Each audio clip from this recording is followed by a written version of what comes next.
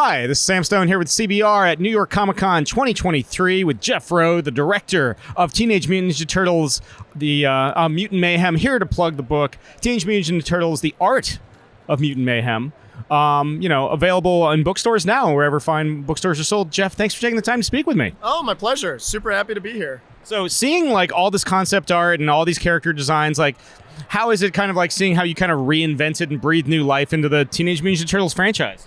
It's been really exciting to see people, I think, embrace it and appreciate the artistry of the film. I think that was something we wanted it to be visually distinct, and even though it has elements that are reminiscent of other iterations of the Turtles, we wanted it to stand on its own and look unique and just look unlike any other animated film being made. And people have really seen that and responded to it, and it's been really rewarding.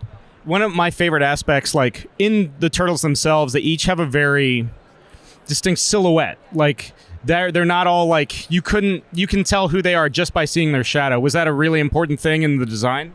Yeah, I think it was intentional. I mean, there's like basic animation design logic where it's like you need to be able to differentiate the characters through silhouette, but for us it was more a way to express their personalities, and we wanted them to feel like actual observed teenagers. And if you look at your group of friends when remembering them when you were in high school, they probably all had different silhouettes and different types and different looks, and it was a way to enhance that.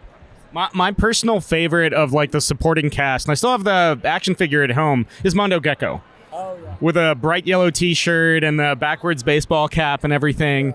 And he really is like a product of the 90s. How is it transposing and modernizing this 90s, unabashed 90s chameleon into your movie? I love Mondo Gecko. That was a breakthrough moment in the creation of the film where Seth and I were talking about how much we loved the toys, and we're like, oh, remember that one? And remember the gecko, and it had like a roller skate on its tail? What a cool, funny design decision that was. Like, we love that. And then we like Googled photos of Mondo Gecko, and we're like, this has to be in the movie. We don't know what his character is. We don't know how we're going to use him, but we just started from that point on adding more mutants and adding more of these characters that we love. I think one of the boldest reimaginings is April O'Neil. You know, she's got like, and she has she's not only in high school, she's in Brooklyn, she's still figuring out her career and everything. What was it about kind of like designing and kind of nailing the look down for April for this movie? Yeah, I think we really wanted April to feel like a real New York City teenager. It didn't make sense for her to be an adult or for these like authentic teenage kids to be hanging around with an adult woman for most of the film. It was a way to make her like the fifth turtle and making her a little bit of an outsider herself kind of helped make sense why they are able to relate to each other and understand each other. And you really lean into the adjectives with Teenage Mutant Ninja Turtles, which is to say the teenage and mutant part. Like, what was it about in all the iterations of Teenage Mutant Ninja Turtles? I don't know if they've ever been teenagers or been kind of depicted strongly as teenagers before. What was it about getting that vibrance of youth in their design? I think it was for us, it was just a way to make them relatable and to make it an emotional story. I think being a teenager is one of the most emotional times of your life. Your body is changing on you. Everything is confusing. You think everyone's looking at you all the time. It's terrifying. But it's so relatable, and it's so everyone goes through it, and using these like literal monsters, these like mutants to explore a coming of age teen story just felt emotionally rich. It's something that's gorgeous about the art of Teenage Mutant Ninja Turtles Mutant Mayhem is you see all the environments in this movie. And as much as I love those live action movies, it's primarily filmed like North Carolina. I love that, you've given New York, both Brooklyn and Manhattan, their own identities. What was it about kind of like bringing this vision of New York to life? It was really important to us to make New York feel realistic. There's like an era of movies in the 80s and 90s where New York was always depicted as this like graffiti, gritty, smoke coming out of the sewers. It almost felt like you were on like a theatrical set more than you were in the city. And I think to to care about the characters, to invest in the story. You really want to feel like this takes place in the real world. So like nailing those details and making New York feel real was just an important storytelling tool. The movie's been out for a minute, and you can stream it on Paramount Plus, and it's available on home video on December 12th. The Superfly becoming basically a kaiju by the end of the movie, like a jigsaw kaiju with like horses and stuff in him. What was it about making such like a clockwork kaiju villain as your big bad? I think I was just like, let's do something crazy. What's the most prohibitively difficult thing to do from a financial and labor hour standpoint? What if we make the most complex CG model that's ever been done? And that was kind of the starting point. I think we just had an idea that was like, it would be funny if Ooze got on a bunch of animals and they all just kind of mixed together into this like giant Katamari ball. And then our artist Woodrow White, featured prominently in the book, did a design of it, and when I saw it, I'm just like, this has to be in the film. And later on, we're like, it used to just be its own thing, and then at some point, we're like, this needs to be Superfly, and we had to construct the story to find a way for Superfly to turn into this. In addition to Superfly, I mean, you were talking about making him a very complex CG model. The movie still has a very hand-drawn feel to it. Like, that's a very important part of the animation style, both with the frame rate and just like the cityscapes. What was it about kind of like translating that into a CG animation engine and making that still look hand-drawn? Yeah, I think it's really important to, like these movies are made by artists and they go through computers, and there's so much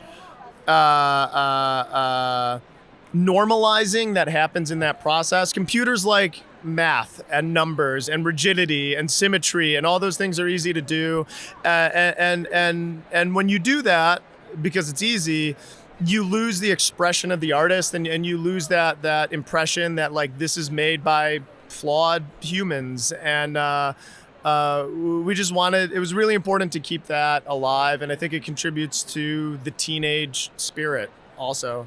Well, I mean, a lot of the Ninja Turtle stories takes place at night. It always feels weird to see, like, and I say this as somebody that grew up with Ninja Turtles 3, it always feels weird to see them during the daytime. Like, what was it about? How did you want to, like, light the characters, especially, like, in these nocturnal settings? We used a lot of bold, saturated colors. That was really, it was inspired by like Wong Kar-wai films and this street photographer, Alex Webb, who just like divides the frame with like high saturation, high contrast colors. And it was a way to keep it from being muddy and too dark, and also make it feel just alive and present. But yeah, like I think there was earlier versions of the script. I've talked about this in interviews, but it's like it used to take place all in high school, and it was like a daytime film, and it's like that's no one wants that. No. For Wong Kar-wai, check out In the Mood for Love when you're old enough, kids. It's amazing. The greatest. You've got an entire ensemble of mutants. I mean, we were talking about Mondo Gecko and obviously Superfly. What was it about kind of like incorporating everything from like Leatherhead to Bebop and Rocksteady, and just making sure everyone had their own distinct, or even like Splinter, making sure everyone felt distinct from one another? Yeah, I mean, some of that came from the casting, but it was an exercise in efficiency, where it's like you meet these characters, you can't like normally a movie has one main character. Ours had four, and we don't wait one of them. It's not a Leo story, it's not a Mikey story, it's a all four of them story, which eats up a lot of screen time and requires a lot of work to just get people on board with. And then we have a villain, and then we have to add all of these other characters. So it's just like, how can we give them a distinct, quick personality read that